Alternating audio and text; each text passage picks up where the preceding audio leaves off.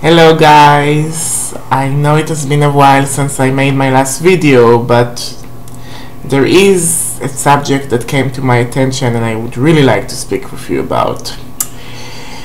Yesterday, a wonderful friend of mine, a beautiful conjurer woman that I will not say her name, chatted with me into the night, and she told me about the problems she had with her husband. And she told me that he apparently has a bipolar issue and he has like mental breakdowns, and she, when he tried to leave her, she casted a love spell on him. Now, love spells are difficult as they come, complicated, because love is madness and it's different to each and every other person on the face of the planet.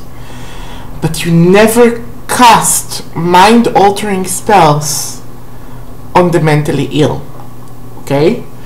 Now, this could, some of you would, say, yeah, sure, I know, but that woman is older than I am, and she's much more experienced, and she was initiated into traditions, and I keep wondering, how is it that people just don't know this basic truth that, it might unhinge mentally ill people if you cast spells on them. And it's really very not recommended. Okay, now, after that we talked about this, and she thought of using clarity oil. Clarity oil is not good for people who has depression. Now, I dated 2005, 2006, a bipolar person. Actually, I did things to heal him, okay? And if you're not an experienced witch and you are not very much in contact with the spirits of the earth, and this is not an ego thing, this is, I talk and they answer. They literally answer, not in signs of portents. We can hear them, those of us who are very much aligned. If you do, you have to speak with the spirits of that person's head. Now, I'm not speaking about voodoo or diaspora or Santeria. I'm talking about the spirit that inhabits his physical head. And you have to get permission to go in there and to make adjustments for healing, which could be useful. Now, to do that is very complicated. You will need to type into very primordial energies there. This is a bad idea to do if you don't get permission, and you might harm that person if you don't do it precisely by the instruction of the spirits.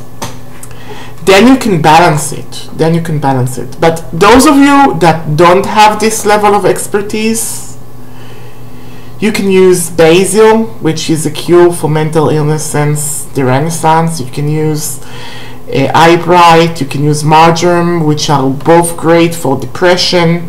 You can just take the herbs, you can speak with them, you can enliven the spirit by speaking and by giving offerings to their parent plants, or if you have a plant deity, this precisely would be a good thing, that you could keep them as a sachet or as a tea or something, okay? And that would help really well.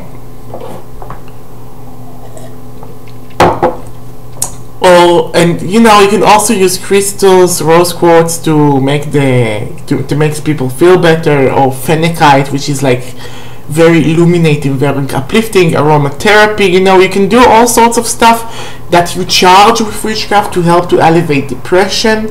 But many things you do, you have to follow first with divination, because and look, we all say as above, so below. Okay, we accept that as above, so below.